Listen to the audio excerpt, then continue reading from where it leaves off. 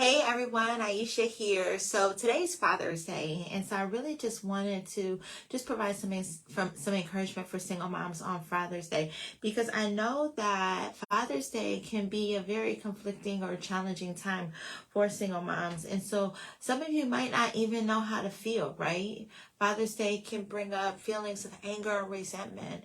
You may feel a little bit of pain seeing your married friends post about their husbands on Father's Day. I know I've talked to some single moms who said that it's been challenging for them because they end up mourning the fact that they grew up as single moms without their own dads. And so it could be a time of feeling like a reminder of what you don't have, which is a two-parent household. And so if you feel any of those, I understand, because I've felt, seeing that a little bit of pain, right? When I saw my married friends celebrating their husbands on Father's Day, I felt, feeling sadness over not being able to raise my kids, as a married woman, because when I dreamt about, being a mom one day, I always pictured it within a two-parent household, which is what I grew up in. And so for me, it was a reminder that that wasn't my reality, and that was very difficult for me. And so I felt very conflicted, because on one hand, I wanted to celebrate the people who were happy, but at the other hand, I was very sad about the holiday, because the first Father's Day that I experienced, I was actually pregnant. And so Father's Day came, a few months after I found out I was pregnant. So I wasn't pregnant that long before Father's Day rolled around. And so for me, I was still processing their dad walking out. I was still processing the fact that I was going to be, and that I was a single mom. And I was processing all of the weight of everything that I felt around that, and all the mean things that he said to me. So it was very difficult. And so the first Father's Day that I had, I found myself becoming increasingly bitter and angry and resentful. And I remember sitting in church the first Father's Day and hearing the pastor celebrate fathers on Father's Day, and I'm sitting there like, because I was hurt, right? And it was just very difficult for me to be able to celebrate the joy and happiness of that day. And so I remember the next Father's Day, things were a lot better, because at that point my kids were born and I was settling into being a single mom. And I realized something that was very powerful, that even though my twins might not have an earthly dad, there were still things to celebrate for that day. So for example, I have an amazing dad.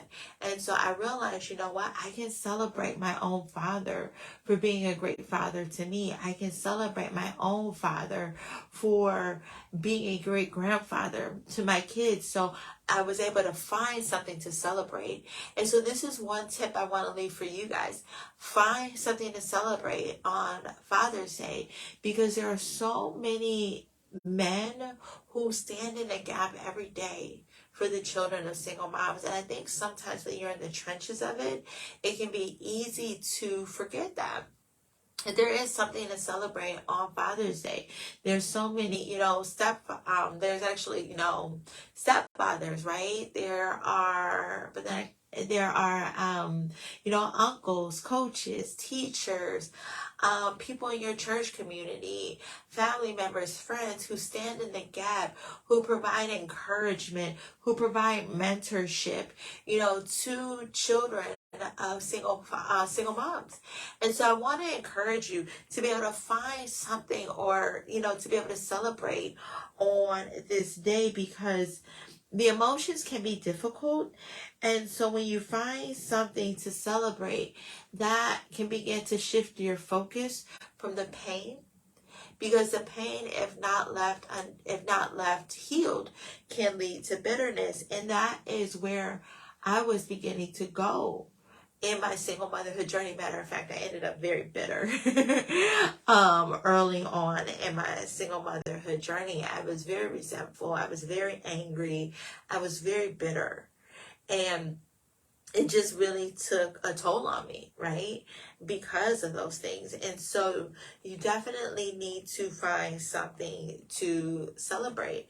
And the other thing is understanding the source of the pain. And it might be really simple, like, oh, well, he walked out, he did this, right?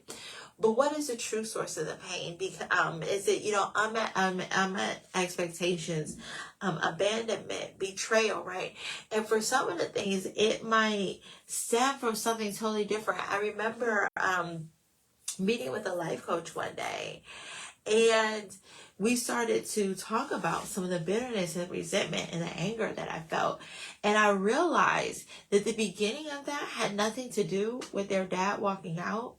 It had it was more linked to things in childhood where the people said some things that were mean to me, people who I thought were going to be there, as a kid who I didn't feel like were there in a way that I expected them to or wanted them to. It had to do with me dealing with workplace bullying. So, their dad walking out was just another thing, right? And a long list of things that had caused pain. And so that bitterness and that hurt and that resentment started way earlier. But because I was paying attention to my response to Father's Day, I was able to understand, okay, Aisha, you're angry, you're bitter, you're hurt. And why is that? So let's begin to untangle all the areas that would have caused hurt and bitterness in my life. And for me, it became a sign and a symptom for where I needed to be able to heal. Because once I began to heal, it became easier for me to celebrate other people on Father's Day. It became easier for me to be able to see my married friends posting pictures about their own husbands, and me really being able to celebrate and cheer for them and love and leave a nice comment and really mean it, right? But we have to be able to check that source of bitterness in our lives and begin to heal from our single motherhood journey. It might also bring up feelings of shame and embarrassment. For me, I dealt with a lot of shame and embarrassment because I do come from a 2-parent household. I am a Christian. And so for me, Father's Day brought up feelings of how I felt like I failed God, right? And I realized, though, I remember someone helped me early on in understanding that. She said, God is the giver of life. And if God did not want your children to be here, they wouldn't have been born, right? But they were born and he chose you. So there's no reason for you to walk in shame. There's no reason for you to walk in embarrassment because God still loves you and God has his hand on you and your children. So you don't have to focus on what was lost because God is there with you in the midst and he will never leave you nor forsake you. And that really began to allow me to have something to hold on to, right, in my single motherhood journey, because she said that to me when I was still pregnant. And so these little things began to help me to begin to shift my feelings around this holiday.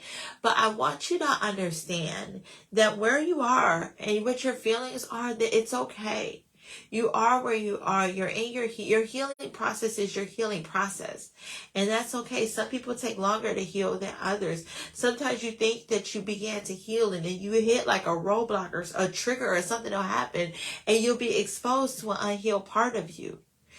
Admit the feeling and know that that is okay. And you don't have to just suck it up. You don't have to just try and push through. And you don't have to ignore it. And you don't have to feel shame that it's still there. I remember actually last year, I think it was last year, my therapist told me, she was just like, you still feel shame around being a single mom. I was like, how is this possible? I've been a single mom for like 7 years. Like, how is it even possible that I still feel shame? And as healed as I am, there are still moments and there's still triggers that caused me to face something that was very deep, an unhealed part of me. And I no longer take that as being a sign of failed, right? I use it as a push to be able to launch further into healing. And so I'm just looking down to make sure I say everything that I wanted to say today.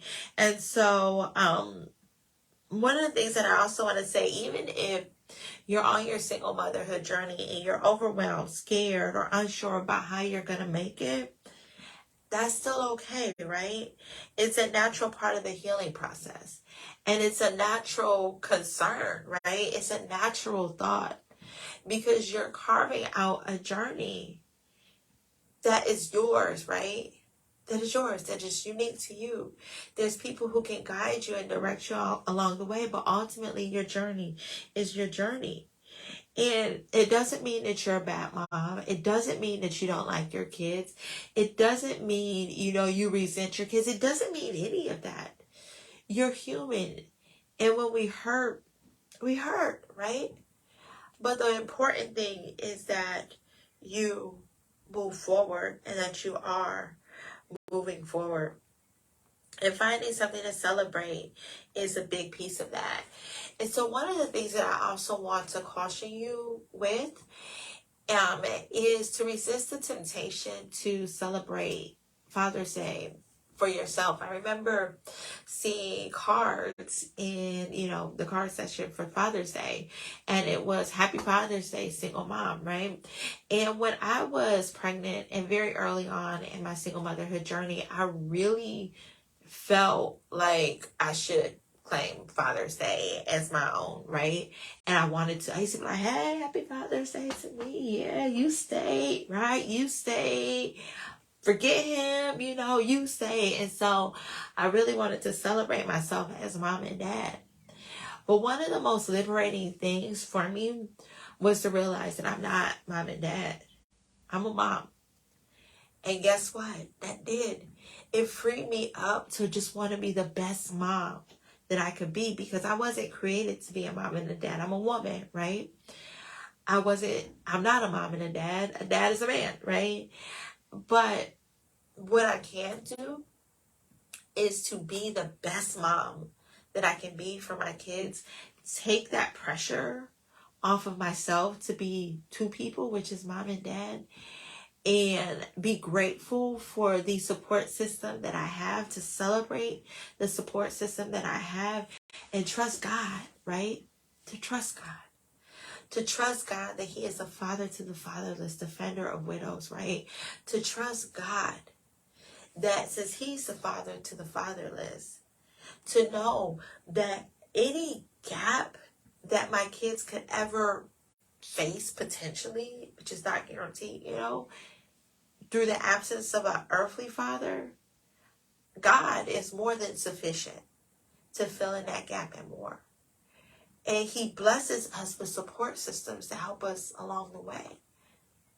So sometimes the key is it being healed enough to allow other people to come alongside you in your journey, and to trust that God will send you the people to come with you on this journey, and to be able to trust God that he will never leave you nor forsake you, and to take God at his word, that he is a God of abundance, that he is a God of provision, that he is a God of love, and he doesn't abandon us.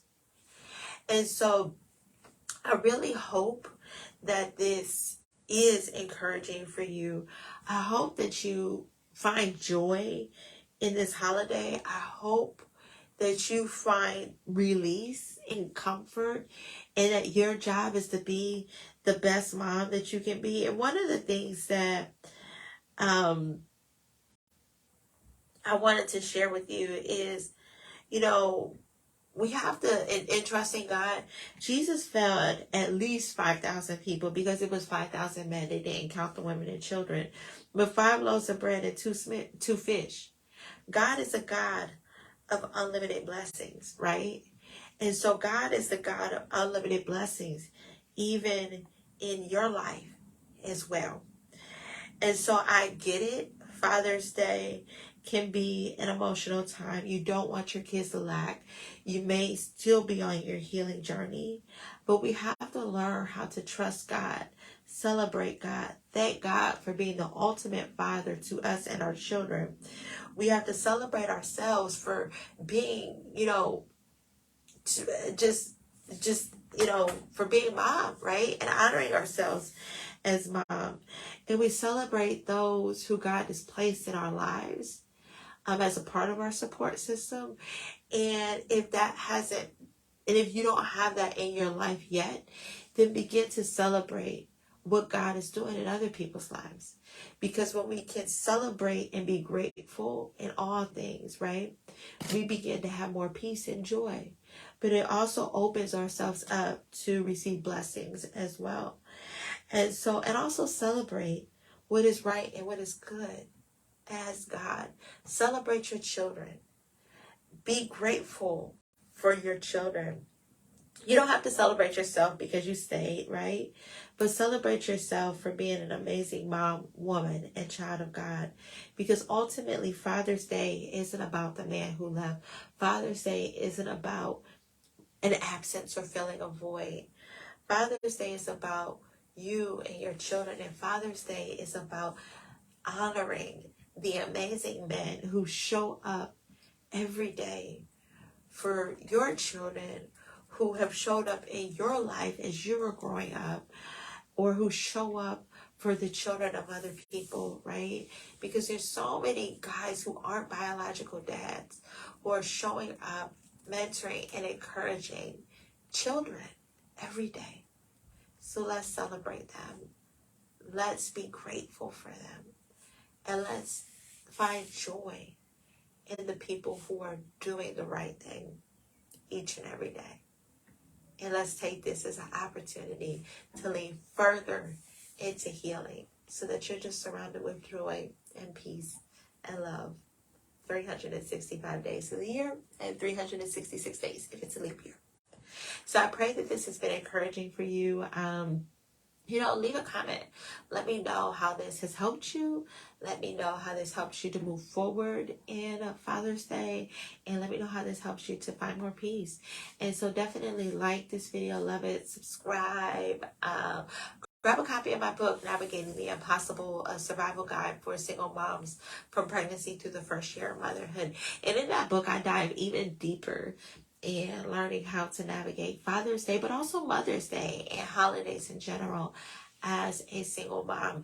And I also talk about so many different things from pregnancy through the first year of motherhood to really help you to land well in your motherhood journey, because how you start your single motherhood journey matters, because it sets the pace and the tone for what's to come forward. And so, and then I talk about mental health, emotional health, building your support system, navigating your financial health, and just structuring your life in a way that allows you to thrive as a mom, and that allows you to thrive in raising your children, right? And being the woman who God has called you to be. So definitely pick up that book, Navigating the Impossible, a survival guide from pregnancy through the first year of motherhood, that is available on Amazon. So definitely get your copy. Make sure you share this video with a friend who can use some encouragement. And thanks for tuning in. I really appreciate you all. Bye.